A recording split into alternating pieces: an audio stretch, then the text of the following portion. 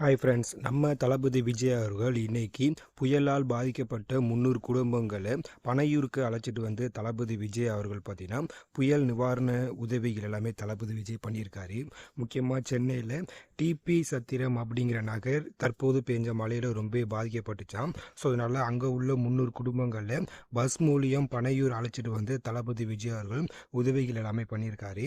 இதில் பார்த்தீங்கன்னா அவங்களுக்கு தேவையான துணி, அதே போல் அடுத்த 1 மாதங்களுக்கு தேவையான காய்கறி பொருட்கள் எல்லாமே அதில் இருக்குது அப்படின்னு சொல்கிறாங்க.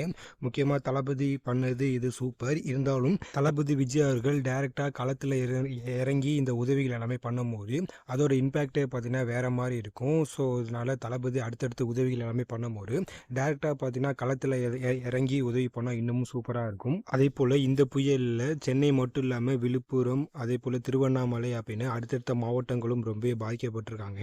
அங்கேயும் தளபதி விஜய் அவர்கள் நேரில் சென்று அங்கே தளபதி விஜய் அவர்கள் உதவி செய்யணும் அப்படின்னு கோரிக்கை எல்லாமே வைக்கிறாங்க. ஸோ தளபதி விஜய் அவர்கள் அந்த உதவிகள் எல்லாமே பண்ணுவாரா இல்லையா அப்படின்னு வெயிட் பண்ணி தான் பார்க்கணும்.